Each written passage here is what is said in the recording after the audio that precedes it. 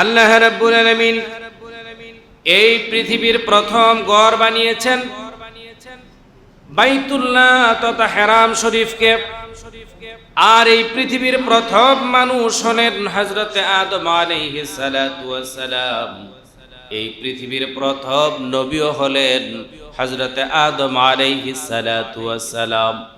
এই পৃথিবীর প্রথম বিজ্ঞানী হলেন হযরত আদম আলাইহিস সালাতু ওয়াস সালাম।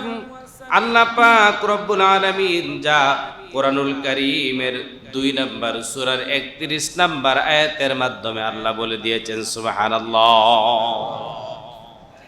সম্মানিত মুসল্লিয়ানে کرام, এই মসজিদে হারামের কোরআনুল কারীমের মধ্যে অনেকগুলো নাম রয়েছে, প্রায় 12টার মতো নাম।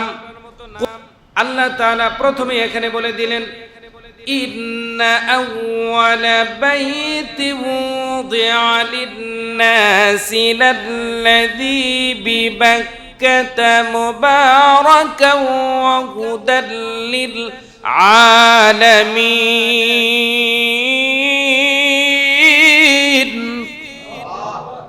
আল্লাহ রাব্বুল আলামিন বলেন নিশ্চয় ইন্না আউওয়ালা বাইত, নিশ্চয় এই পৃথিবীর প্রথম ঘর হলো বাইতুল্লাহ। কোনটা?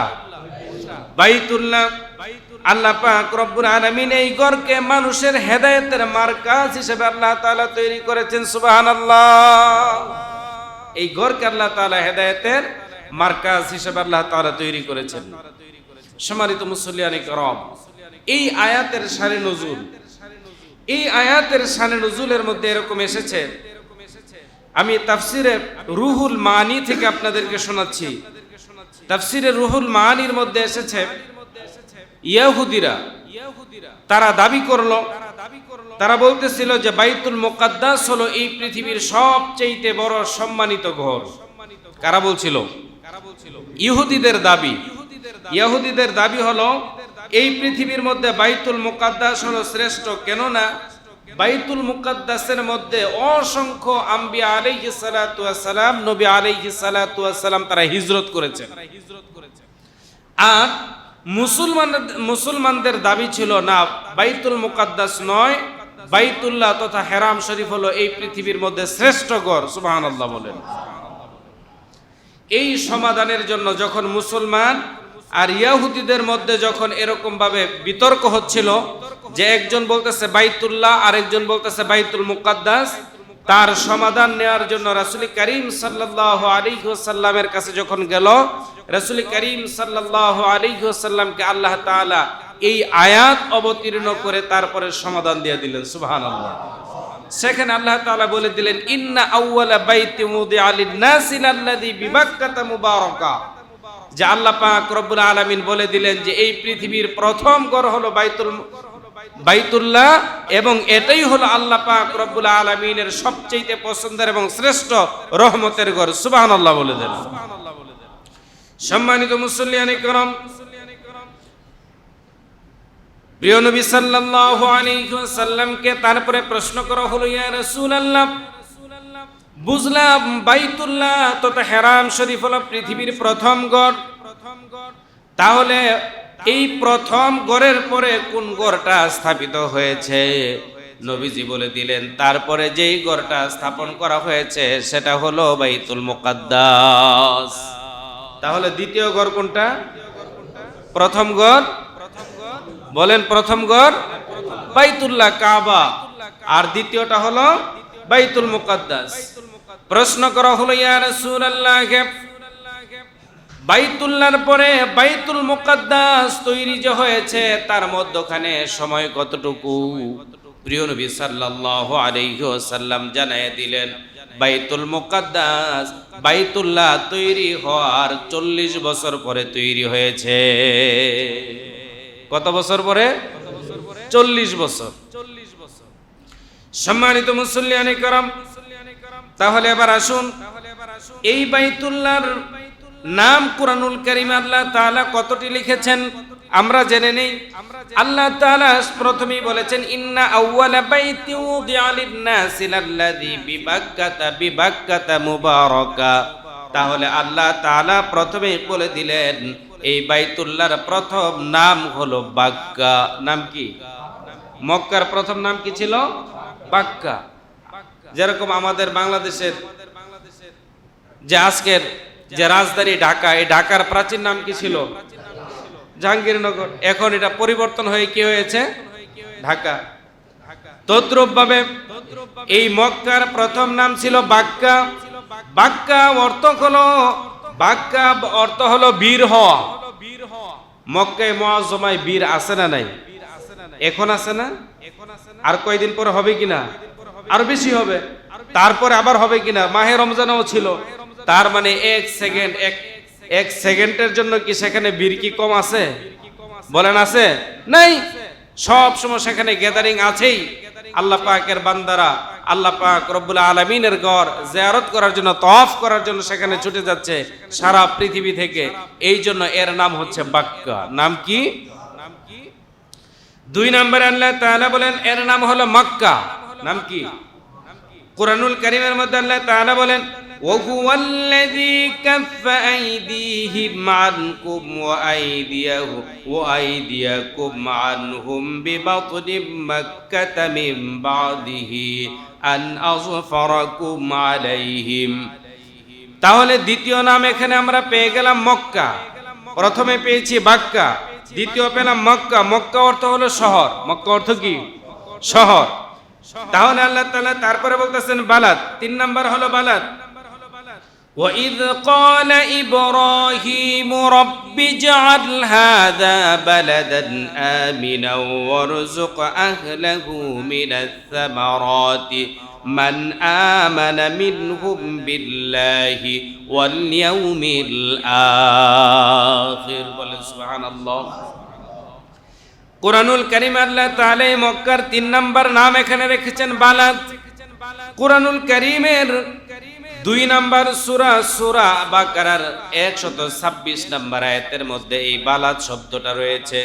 প্রিয় মুসল্লিয়ানে کرام, আল্লাহ পাকের পয়গম্বর আমাদের জাতির পিতা হযরত ইব্রাহিম আলাইহিস সালাতু ওয়াস সালাম তিনি যখন এই বাইতুল্লাহ তৈরি করছিলেন, তৈরি করার পরে তিনি দোয়া করেছিলেন, আয় আল্লাহ তাআলা এই রকম একটা জায়গাকে আল্লাহ তাআলা তুমি শহরে রূপান্তরিত করো। আল্লাহ তাআলা তার দোয়াটাকে কবুল করে নিয়েছেন। বলেন সুবহানাল্লাহ। তিনি দোয়া করেছিলেন, রব্বুল আলামিন এই জায়গাটাকে একটা নিরাপদ স্থান বানায়া দাও।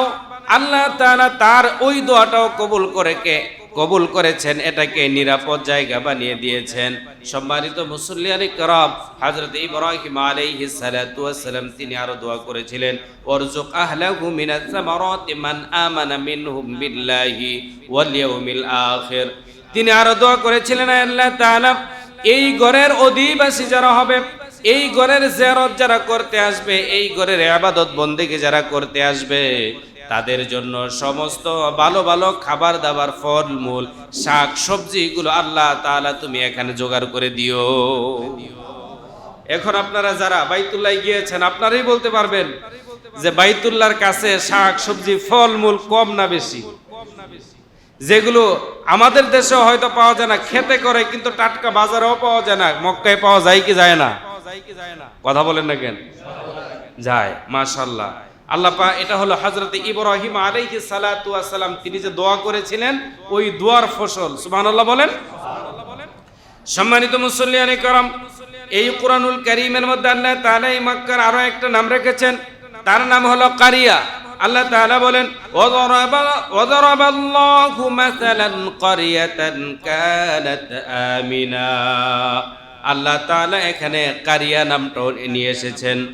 তারপরে বাইতুল্লাহর আরো একটা নাম হচ্ছে বাইতুল মামুর। নাম কি? বাইতুল মামুর। সূরা তুরের মধ্যে আল্লাহ তাআলা বলেন, ওয়াল বাইতুল মামুর। আছে না নাই? আছে। এরকম ভাবে সম্মানিত মুসল্লিয়ানে کرام, কুরআনুল কারীমের মধ্যে এই বাইতুল্লাহর নাম আরেকটা দেওয়া হয়েছে, তার নাম হলো উম্মুল কুরা। নাম কি? উম্মুল কুরা। কুরআনুল কারীমের মধ্যে আছে, আল্লাহ তাআলা বলেন, ওয়া হাযা কিতাবুন আনজালনাহু মুবারাকুম মুসাদ্দিকাল্লাযী বাইনা ইয়াদাইহি ওয়া লিতুনযিরা উম্মুল কুরা ওয়া মান হাওলাহা। তাহলে এখানে উম্মুল কুরা এই শব্দটা কোরআনুল কারীমের মধ্যে আল্লাহ তাআলা তুলে দিয়েছেন। সুবহানাল্লাহ। সম্মানিত মুসল্লিয়ানে কেরাম, এই বাইতুল্লাহর আরো একটা নাম আছে, তার নাম হলো বাইতুল মুহাররম। নাম কি বললাম? বাইতুল মুহাররম।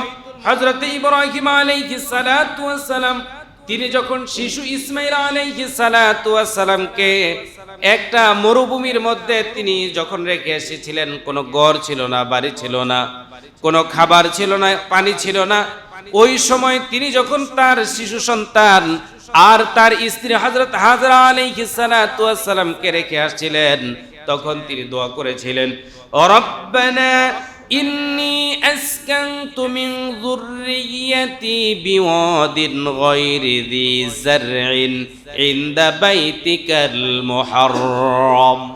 হযরত ইব্রাহিম আলাইহিস সালাতু ওয়াস সালাম দোয়া করেছিলেন, আয় আল্লাহ তাআলা, আমি আমার পরিবারের একটা অংশকে তোমার ঘরের কাছে রেখে গেলাম, রব্বুল আলামিন তুমি তাদের নিরাপত্তা দিও, তুমি তাদের খাবারের ব্যবস্থা করে দিও। একটু জোরে বলা যাবে কি সুবহানাল্লাহ? আল্লাহ তাআলা ওই দোয়াও কবুল করে নিয়েছিলেন। তাহলে ইনদা বাইতিকাল মুহাররম, তাহলে এই বাইতুল্লাহর আরেকটা নাম হচ্ছে বাইতুল মুহাররম। সম্মানিত মুসল্লিয়ানে কেরাম, এই বাইতুল্লাহর আরো একটা নাম হলো বাইতুল আতিক। বাইতুল আতিক মানে হলো পুরাতন ঘর, আতিক অর্থ হলো পুরাতন ঘর। বাইতুল আতিক এই ঘরটাই হচ্ছে পৃথিবীর সবচেয়ে পুরাতন ঘর। কোরআনুল কারীমের মধ্যে আল্লাহ তাআলা বলেন, লাকুম ফিহা মানাফিউ ইলা আজালিম মুসাম্মা সুম্মা মাহিল্লাহু ইলাল বাইতিল আতিক। সূরা হজের 33 নম্বর আয়াতে আল্লাহ তাআলা বলে দিলেন এই ঘরটার নাম হলো বাইতুল আতিক। সুবহানাল্লাহ বলেন। সম্মানিত মুসল্লিয়ানে কেরাম, তারপর আল্লাহ তাআলা বলেন এটার নাম হলো মসজিদে হারাম। নাম কি বললাম?